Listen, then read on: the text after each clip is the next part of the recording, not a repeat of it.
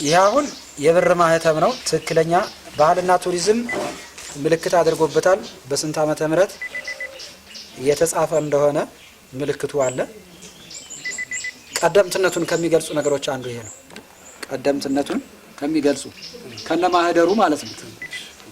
ይቺ ራሷ ቅርስ ናት። ማህደሯ ናት። ይቺ አባቶቻችን ያቆዩት ዘመናዊ ሳይሆን የጥንት ቁልፍ ያለበት በጥንቃቄ አድርገው የያዙት ነው እና ጽሁፉ በግዕዝ ቋንቋ የተጻፈ ነው። እንዲሁም የሁለቱ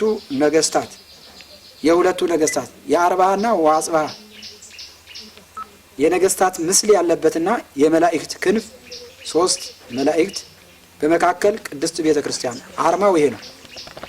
አርማው የማህተሙ አርማ ቤተክርስቲያን ከቤተክርስቲያኑ ጎን ለጎን አርባሃ ወአጽብሃ ያሉበት ከአርባሃ ወአጽብሃ ከፍ ብሎ 3 መላእክቶች ያለበትና በግዕዝ ቋንቋ የተቀረጸ ማህተም ነው። ይሄ ማህተም ጥንታዊነቱን ከሚገልጹ ነገስታቱ ለምልክትነት ለነገስትነታቸው ሲጠቀሙበት የነበረው ማህተም ነው። ማረጋገጫው ማለት ነው። ይሄ ትልቁ የቤተክርስቲያናችን ታሪኩን የሚገልጽ መገለጫ ነው።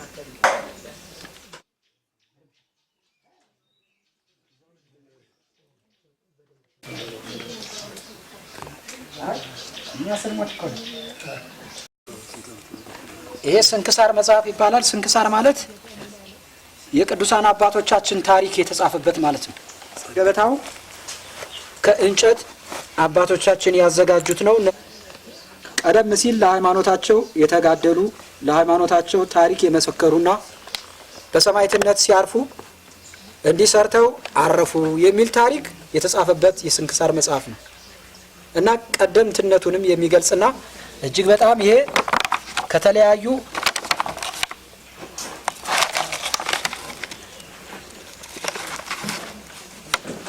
ከበሬ ቆዳ ከተለያዩ የእንስሳት ቆዳ ውጤቶች የተጻፈና የተዘጋጀ ነው። እንዲሁም እጅግ በጣም ግዙፍ የሆነና ከባድ የሆነ በክብደቱ እና በርዝመቱ በስፋቱ እጅግ በጣም ሰፊ የሆነ የስንክሳር መጽሐፍ።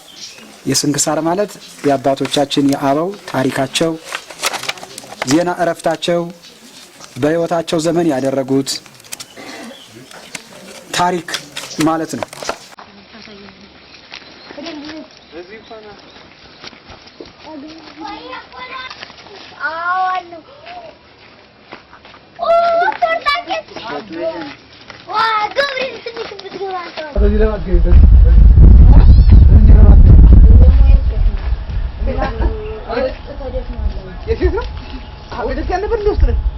ቤተክርስቲያን ነበረ።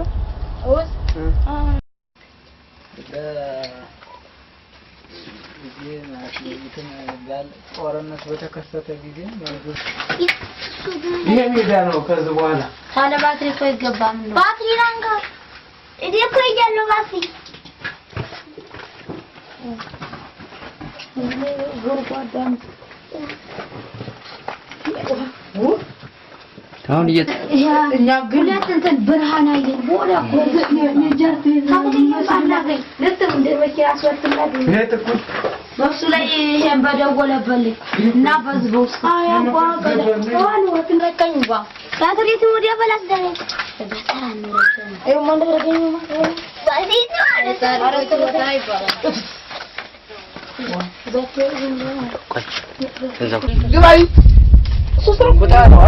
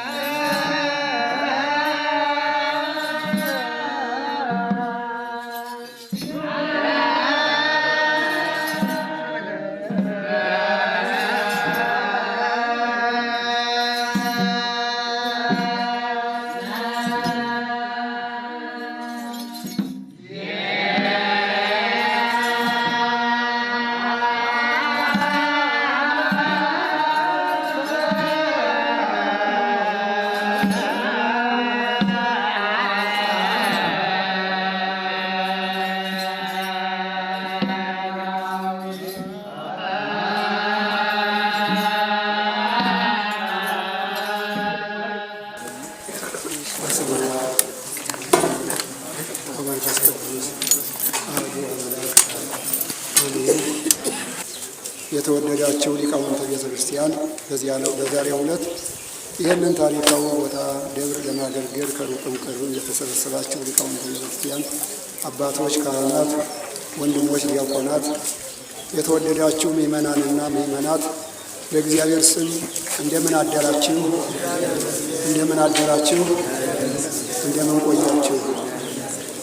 አሜን። እግዚአብሔር አምላካችን መግቦቱ የማይጎልበት ቸርነቱ የሚያልቅበት እንደ ሰው ሀሳብ ሳይሆን እንደ ራሱ አስተሳሰብ ሁላችንም ከያለንበት ቦታ በዛሬው ዕለት አነሳስቶ ወደዚህ ታሪካዊ ቦታ እንድንመጣና ስሙን እንድንቀድስ ክብሩን እንድንቀድስ ያደረገልን ልዑለ ባሕርይ እግዚአብሔር አምላክ በድጋሚ ክብር ምስጋና ይግባው።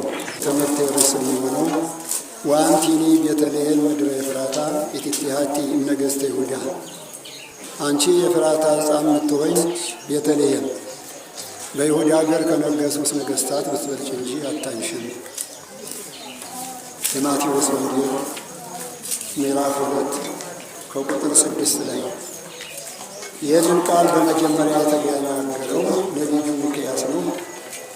ነቢዩ ሚክያስ ደግሞ የነበረው ቅድመ ልደተ ክርስቶስ የ400 ዓመት ርቀት ያለው ነው።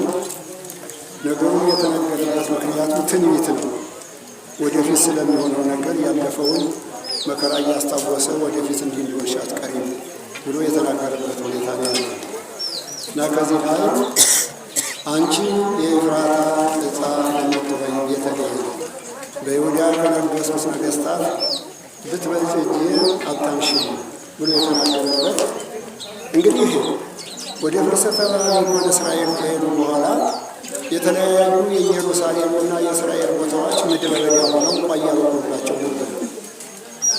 ይህ ነቢይ እየተዛወረ በሚያስተምርበት ጊዜ በቤተልሔም በኩል አለፈ። ቤተልሔም ደግሞ መጀመሪያ ዳዊት ያህል ንጉሥ የተወለደባት የእሴይ አገር፣ ዳዊት በዚያን ጊዜ እሷ ቦታ ላይ ያደገባት አገር የነበረች። በዚያን ጊዜ ቀዝቀዝ ብላ ስላያት እንዲህ እንዲወርሽ አትቀሪም፣ ተፈታ ቋያ ብላ ስላያት ንጉሥ ይነግሥብሻል፣ የነጋሪት ድምፅ ይሰማብሻል፣ እስራኤል ደጅ ይጥኑሻል፣ አሕዛብ ይገቡልሻል ብሎ ትንቢት ተናግሮ ነበር። ይህም እንግዲህ አልቀረ። ወዲያውኑ ከ70 ዓመት ስደት በኋላ እስራኤል ከፈለሱበት ሀገር መጥተው በዚያ ቦታ ላይ ዘሩባቤል ነግሶባታል።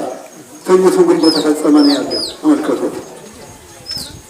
ዘሩባቤል ነግሶባታል። የነጋሪት ድምፅ ተሰምቶባታል። ንጉሥ ሲነግስ በነጋሪት ድምፅ እዚያው ስለሚሰማ እንደገና ደግሞ ምንድን ነው የበረት ድንኳን ተተክሎባታል። እስራኤል ጠልተውባታል፣ አሕዛብ ገብረውባታል። የዚህ ጊዜ ምንድን ሆነ? ነቢዩ ሚክያስ አስቀድሞ የተናገረው ትንቢት ደረሰ ነው። ይሄ በጊዜው ነው። በፍጻሜው ግን ስናይ ዛሬ ዘመኑም ያለንበት ልደት ነውና ጌታችን መድኃኒታችን ኢየሱስ ክርስቶስ የተወለደበት ሰሞን ስለሆነ ትንቢቱ ፍጻሜው ስለ ጌታችን እየተነገረ ነው። ያነጋገር አንቺ የኤፍራታ ሕፃን የምትሆኝ ቤተልሔም በይሁዳ ከነገሱት ነገሥታት ብትበልጭ እንጂ አታንሽም። እስመ እምኔኪ ይወፅእ ንጉሥ ዘይሬዎሙ ለሕዝቤ እስራኤል፣ እስራኤል ዘነፍስን የሚጠብቅ ንጉሥ ክርስቶስ በአንቺ ይወለዳልና ብሎ ስለ አማናዊት ቤተልሔም የተናገረው። የዚህም ደግሞ እንግዲህ ትንቢቱ ሲደርስ ዘሩባቤል እንደነገሰ ክርስቶስ ተወልዶባታል። የነጋሪት ድምፅ እንደተሰማባት ቅዳሴ መላእክት ተሰምቶባታል። ምንድነው? ጌታችን መድኃኒታችን ኢየሱስ ክርስቶስ በተወለደ ዕለት በቤተልሔም ነው የተወለደው። ተወልደ ኢየሱስ በቤተልሔም ዘይሁዳ፣ በይሁዳ ዕፃ በሆነች በቤተልሔም መድኃኒታችን ኢየሱስ ክርስቶስ ተወለደ ብለን እንደምናመሰግነው ሁሉ ቦግ ቦግ እያለን እንደ መብረቅ አንዳንድ ጊዜ እንደገና ደግሞ ሙሉ ብርሃን ከቤተልሔም አንስቶ እስከ ብዙ አካባቢ ድረስ አካባቢው በብርሃን ተመልቷል። ድንኳን እንደተተከለባት ምንድን ሆነ? የብርሃን ድንኳን ተተክሎባታል። የነጋሪት ድምፅ እንደተሰማባት ደግሞ በዚያው ላይ ምንድን ነው? ቅዳሴ መላእክት ተሰምቶባታል። ጌታ በተወለደ ጊዜ እንግዲህ ወግንተ መጽኡ ውስተ ሰማያዊት መልአክ ብዙኃን ሀራ ሰማይ የሉቃስ ወንጌል ምዕራፍ 2 ከቁጥር 14 ላይ እናገኘው ነው። ኮከብ እየመራቸው ይመጣ በነበረው አማራቸው ነበረ። በኮከብ አምሳል የነበረው መልአክ በሚወጣበት በሺህ የሚቆጠሩ ብዙኃን የሰማይ መላእክት መጥተዋል። የዚያን ጊዜ 100 ነገደ መላእክት ደጅ እንደጸኑ የዚያን ጊዜ ምንድን ነው በዚያው ላይ እስራኤል ደጅ እንደጸኑባት ማለት ነው። 100 ነገደ መላእክት መጥተው በዚያ ላይ ስብሐት ለእግዚአብሔር በሰማያት ወሰላም በምድር ስምረቱ ለሰብእ በሰማያት ለእግዚአብሔር ምስጋና ይገባዋል፣ በምድርም ድንቅ ተወጠነ የሰው ልጅ ግዛኑ ይሰጠው ዘንድ ብለው የሰው ልጅና የእግዚአብሔርን እርቅ የመጀመሪያ ምስጋና መላእክት በዚህችው ቤተልሔም ከተወለደችው ቦታ ላይ የሰውና የእግዚአብሔር እርቅ ተወጠነ። መጀመሪያ ተጀመረ። ከዚያ በፊት እንዴት ነበር ልትሉ 5500 ዘመን ሰውና እግዚአብሔር ተለያይቶ በመካከል ላይ የጥቁር መጋረጃ ተጠቅሎ የማይገናኝበት ነው የነበረ። ከዚያ ዕለት ጀምሮ ሰውና መላእክት በአንድ ላይ ምስጋና መሰገኑ። ተመልከቱ፣ ኖሎትና መላእክት አንዱ ላይ ነው። ዮም ሀደ መሬተ ኮኑ መላእክት ወሰብ ከመ ይሰብሕዎ ለክርስቶስ በቃለ አሜን። በሃይማኖት በሚገለጽ ቃል መድኃኒታችን ኢየሱስ ክርስቶስን በአንድነት ያመሰግኑት ዘንድ የሰው ልጆችና መላእክት አንድ መንጋ ሆኑ ብሎ አብርቶ ቅዱስ ያሬድ እንደተናገረ ያን ጊዜ ምንድን ነው 100 መላእክት በዚያ ላይ ቀርበው ጌታችንን እንዳመሰገኑት ነው። አሕዛብ ይገብሩብሻል ብሎ እንደተናገረው ደግሞ አሕዛብ እንደገበሩ 70 ሰገል ይባላሉ። ታሪኩ ብዙ ነው፣ ወደዚህ አልሄድም። ከሩቅ አገር ምስራቅ በትንቢት የ2 ዓመት ጉዞ ተጉዘው የልደት ዕለት ደርሰው 3 አይነት ክቡራን ዕንቁን ማሰጠውታል። ወርቅ፣ ከርቤ፣ ዕጣን ይባላል ለመድኃኒታችን ኢየሱስ ክርስቶስ። ይሄ የተደረገ በማጣሩ በቤተልሔም ነው። በቤተልሔም ማናት? ጌታ የተወለደባት ቦታ ናት። ይቺ ቤተልሔም እንግዲህ ከፊት ጀምሮ ዳዊት የተወለደባት ነበረች። ኋላም ደግሞ ቤተልሔም ልትማልበት የተቻለችበት ምስጢር አለው። አንድ ካሌብ የሚባል መጀመሪያ ወደዚያ ቦታ ላይ ከነዓንን በወረሱ ጊዜ ኬብሮን ላይ ኢያሱን ጠይቆ ከዚያ ቦታ ላይ ሲሰጠው ሌላ ወደ ታች ብዙ ታሪክ አለው። ከጊዜ አንጻር አልሄድበትም። ኤፍራታ የምትባል ሴት አግብቶ ከእሷ ወንድ ልጅ ወልዳል። ይህን ወንድ ልጅ ሲወልድ የዚያን ጊዜ ምንድን ሆነ? ሀብቱ ቀናለት፣ ቤቱ ተባረከለት። እንግዲህ ገድ ያለው አይደል? አንዳንድ ልጅ ሲወለድ በዚያን ጊዜ ዳ የነበረው ሰው ይከብራል፣ ያልተሟላው ነገር ሁሉ ሊሟላ ይችላል። የዚያን ጊዜ ምን አለ? ልሔም ብሎ ስሙን አወጣው። ልሔም ማለት እንግዲህ በዕብራይስጡ ሲሆን ወደኛ ቋንቋ ሲመለስ ወደ ግዕዙ ህብስት ማለት ነው። እና በዚያ ቤተ ህብስት፣ ቤተልሔም ማለት ቤተ ህብስት ማለት ነው። ቤተ ህብስት ማለት እንግዲህ ምንድን ነው? እንጀራ ስለገባለት። ህብስት ማለት እንጀራ ነው። የእንጀራ የዳቦ ቤት በሚል ሁኔታ ነው በዚያ ላይ እንዲያደርጎ የጠራት እና ይሄም እንግዲህ ቤት የእመቤታችን ነው፣ ህብስት የጌታችን ነው ምሳሌ ተመልከቱ። እና ቤተልሔም የማን ምሳሌ ናት? የእመቤታችን ምሳሌ ናት። ወደ እሷ ወስደው ደግሞ አባቶች ሲናገሩ አንቺ የኤፍራታ ልጅ የሆንሽ እመቤታችን ቅድስት ድንግል ማርያም ሆይ በይሁዳ አገር ከነገሱት ነገሥታት በልጭ እንጂ አታንሺም። እስመ ይምኔኪ ይወፅእ ንጉሥ ዘይሬው ለሕዝበ እስራኤል፣ ወገኖቼ እስራኤል ዘነፍስን የሚጠብቅ ልጅ ከአንቺ ተወልዷልና ወይም በአንቺ ባሕርይ ተወልዷልና ብሎ ያስቀምጣሉ። ከዚህ ለምንድን ነው መድኃኒታችን ኢየሱስ ክርስቶስ በቤተልሔም የተወለደ ብለን ስንል ያው ትንቢቱ ምሳሌው ሊፈጸም ነው። ትንቢቱ ምንድን ነው? አሁን የነገርኳችሁ ነቢዩ ሚክያስ የተናገረው ነው። ምሳሌው ቅድም እንግዲህ ቤተልሔም ቤተ ህብስት ብለን የተናገርነው ነው። እንግዲህ ይህንን ብለን ታየን። ቤተልሔም ዛሬ ምንድን ናት? የት ነው ያለች የሚለውን ለማሳጠር ብዬ ነው። በእስራኤል ሀገር እንዲሁም በአሁኑ ሰዓት በፍልስጤም ግዛት ውስጥ የምትገኝ ገዳም ናት ቤተልሔም። ከዚያን ጊዜ ጀምሮ እስካሁን ድረስ ቤተልሔም እየተባለ ትጠራለች። እንግዲህ መሐመድ ክርስትናን እያጠፋ እስልምናን እያስፋፋ በመጣበት ጊዜ በ6ኛው መቶ ክፍለ ዘመን ከዚያ ጀምሮ እስካሁን ድረስ ቤተልሔም ቤተ ክርስቲያኗም እንዳለ ገዳሟም እንደተመሰረተ ሌሎች ሁሉ ሲጠፉ ሳትጠፋ ትኖራለች። ዛሬ ሁሉም ቢሆን በአካባቢዋ ፍልስጤማውያን ሙስሊሞች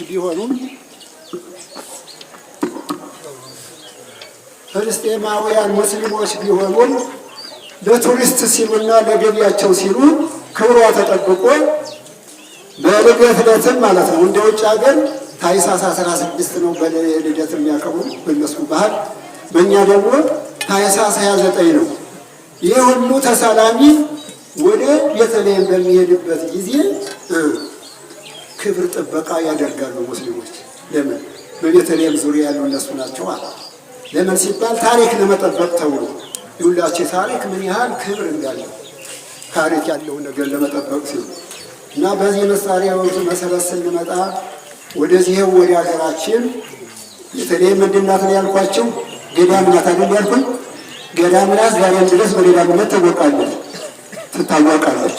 ይህ ዛሬ ያለንበትስ ቦታ ይሄ ማነው ያላችሁ ስሙን ቅድም ዝማሬም ያነሱት ነበሩ ሊቃውንቱ አባቶቻችን። ረከብንሃ በገዳም ነሳኤንሃ ተኩነነ መርሃ ኢየሱስ አይደለም? አዎ መርሃ ኢየሱስ። አሁን ከዚህ ቀደም እኔ ራሴ ለመጀመሪያ ጊዜ በታሪክ ያው የሌሎችን የቀደምት ሀገሮችን ታሪክ እየጠየቅን በምናስታውስበት ጊዜ ይህ ነገር ታሪካዊ ሀገር እንደሆነና ቀደምት እንደሆነ ታሪኩን እናውቃለን። በአካል ግን የተደበቅነውና ያየነው ዛሬ ነው። ይህ ምንድን ነው ስትሉ እንግዲህ ከቤተልሔም ጋር ስናነጻጽር ቤተልሔም ገዳም ናት፣ ይህም ተክሉ ገዳም ነው። እንግዲህ ወደ ሀገራችን የክርስትና እምነት ከወይት አምልኮት ወደ ክርስትና እምነት በ34 ዓመተ ምህረት ጥምቀት ወደኛ ሀገር የገባ ቢሆንም በ300 ዓመት ደግሞ አብርሃ ወአጽብሃ የሚባሉ ሁለት ወንድማማች ከአንድ ባዚን ከሚባል የተወለዱ የፊት ስማቸው ይዛና ሳይዛና ይባላሉ። ኋላ ከተጠመቁ በኋላ ግን ምንድን ነው አብርሃ ወአጽብሃ የሚል ይሄ ስያሜያቸው የንግስና ስማቸው ነው።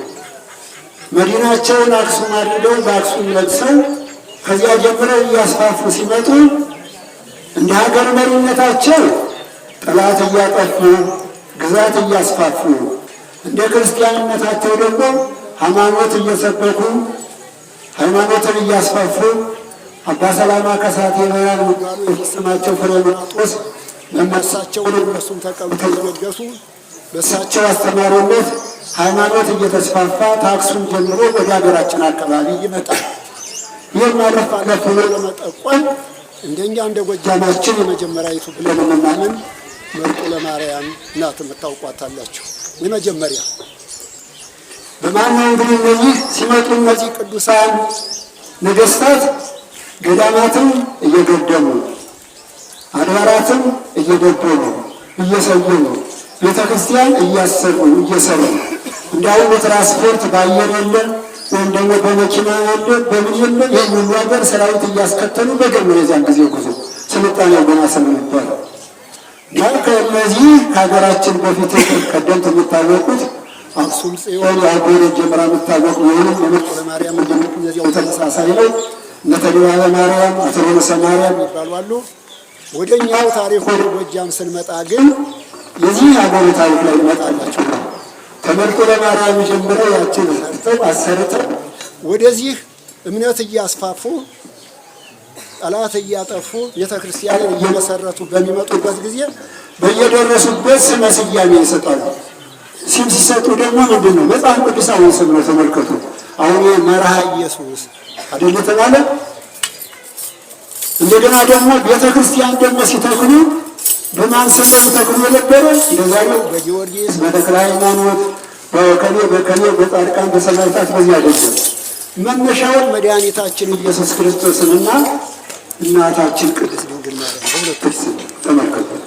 አሁን በአክሱም ጽዮን መጽለናት አቶ ሮመሰ ማርያም ተድባበ ማርያም መርጦ ለማርያም ወደዚያ ገጠር ስንመጣ ደግሞ መርጦ ለማርያም ወደዚህ ነዳጥራ የምትባላለች ማርያም ስመ ስያሜውን ደግሞ ስንመለከት በዚያ አካባቢ ባሉት ጌቴሴማኒ ቀራንዮ እያሉ መድኃኔዓለም ሰው ከዚያ ውስጥ አይወጡም። ጌቴሴማኒ ማስተርያ ናት የእመቤታችን ናት። እንደገና ኤማውስ ዋፋ ኢየሱስ እያሉ ሲመጡ ወደ አገዚህ አካባቢ ደግሞ መጡ ያስፋል። በዚህም ስንመጣ ወደ ላይ ሀገር ስንሄድ ናዝሬት የሚባል ሀገር ተቆይቶ ናዝሬት የሚለው ስያሜ የሰጡ ማን ናቸው? አብርሃ ወአጽብሃ ናቸው።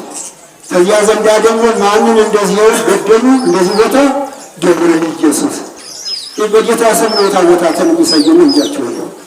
እንደዚህ እያደረጉ ሲመጡ ደግሞ ወደዚህ ቦታ ሲመጡ በምዕራብ ኢትዮጵያ ስለሆነ ዙረታቸው እዚህ ቦታ ሲደርሱ እዚህ ቦታ ላይ መርሐ ኢየሱስ ብለው ቅድም ከጠቀስኩላቸው ቦታ ጀምረው ይህንን ገዳም መሰረቱ። እዚህ ላይ የምንመሰርተው ደግሞ ተሻግረን ሲሉ በአፄ ነው ታውቃላችሁ ይመስለኛል።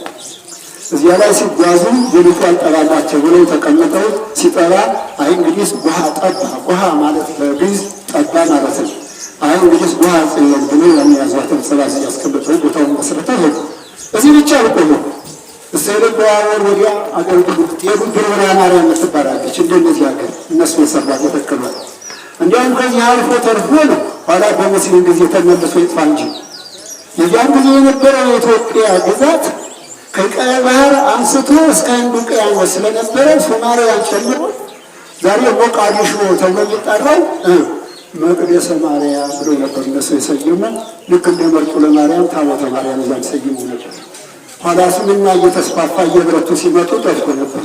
የእኛ ግን እግዚአብሔር የተመሰገነ ይሁን ሁሉም ፈተና ጊዜውስ በንግሥት ጊዜ እንደገና ደግሞ በግራኛ ይመት ጊዜ ነው የቤተ ክርስቲያንና የቅርሶች ብዙ መናወጥ ቢመጣል ጠንቃቃ አባቶቻችን በየዋሻው በየፍርክታው እያደረጉ ቅርሱን እስካሁን ድረስ አቆይተው እና ወደዚህም ስንመጣ እንግዲህ ይቺ መርሐ ኢየሱስ የተባለ ገዳም በእነዚህ በፈተና ዘመኖች ቅድም እንደምነግረው ሊቀ ካህናት ዋሻ ለዚህ ውስጥ ነው ጽላቱንና ሌሎችን ቅርሶች ተደብቀው የነበሩ አለ። እንደገና እንደሆነ አልቀረችም። እንደገና ደግሞ ተዋሻ ውስጥ ወጥቶ እንደዚህ ያለ ቤተ ክርስቲያን ተተክሎ በእናንተ ጉልበት በእናንተ ሀብትና ከእናንተ ውጭ ደግሞ ባሉ ምዕመናን አጋዦቻችን ዛሬ ካለበት ደረጃ ይሄ ታሪካዊ ቦታ ደርሷል ማለት ነው። ቤተክርስቲያናት ሲታደሱ ሲታነጹ ማነጽና ወይም ደግሞ ቤተክርስቲያን መስራት ብቻ ለመንግስተ ሰማያት መድረስ ብቻውን በቂ አይደለም።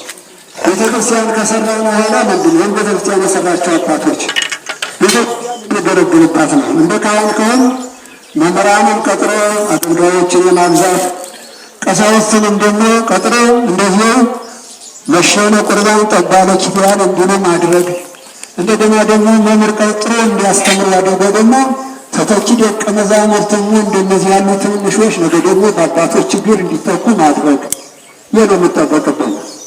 ሌላ ደግሞ ዋጋውን የነሳችሁ ዋጋት ለማግኘት ነው።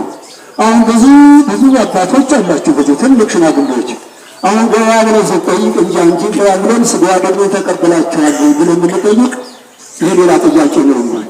ዝም ብሎ ካለማወቅም ሆነ እያወቁ ወይም ተጥርጣሬ ወደ ስጋ ደግሞ ደፈር ብሎ የገባ የለም። ቤተ ክርስቲያን ለምን ተሰራ? እንግዲህ እኮ ትልቁ ማይተሙ ያ ነው። አንድ ወረቀት ተጽፎ መጨረሻ ላይ በባለስልጣኑ ቲተርና በማይተሙ ተረጋግጦ ወደሚፈለግበት ቦታ ይሄዳል። እና እንግዲህ አንድ ክርስቲያንን አምኖ ተጠምቆ የክርስትና ስራ ሰርቶ የእግዚአብሔርን መንግስት ለመውረስና ክብር ለመቀበል ምንድነው ስጋዋ ደግሞ መቀበል አስፈላጊ ነው። ይህን አትሉት። ሌላ የሚመጣው ነገር በአቋራጭ ብላችሁ ብትጠራጠሩ እንትኑት ያለ ለእግዚአብሔር መስጠት ያውለት ያን ደግሞ ባይሆን እንደነገ ይላል ደግሞ ቤተክርስቲያኒቱ በምታዘዘው ስርዓት ዋን ልንመራ እንችላለን። እና ከዚህ ተነስተናል ወደፊት አደራ የምንላችሁ በቀደም በዮዲት ጉዴትና በግራኛ አይነት ጊዜ ብዙ የፈተና ጊዜዎችን ያሳለፈች ብትሆንም ቅሉ ቤተክርስቲያን ዛሬም ከፈተና አልወጣችም።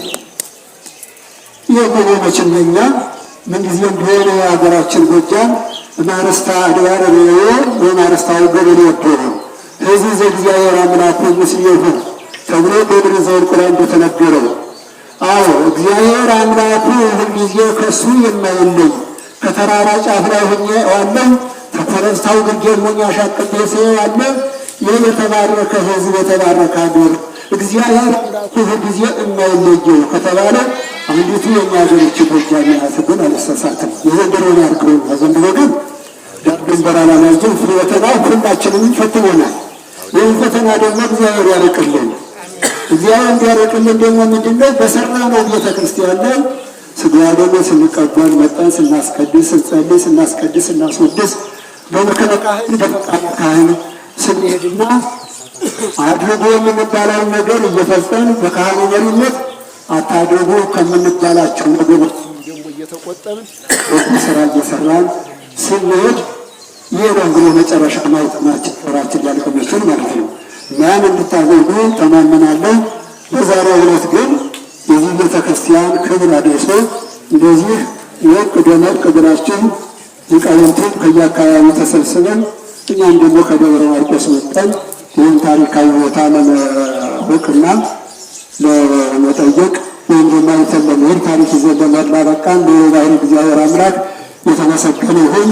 አታሳጥር ስለተባልኩ ነው እናም አታብዛ ስለተባልኩ መመሪያ ልቀበል ብዬ ነው እንጂ ብዙ መናገር ነበር እና አነሳስተን አስጀመራችሁ እግዚአብሔር አምላክ ክብር ምስጋና ይግባው። ወስብሐት ለእግዚአብሔር። የእናታችን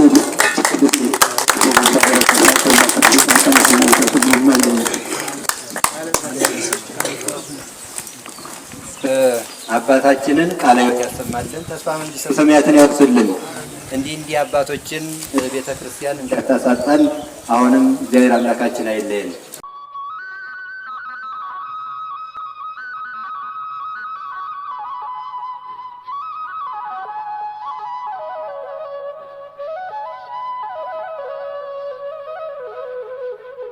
የሃይማኖት ሚዛን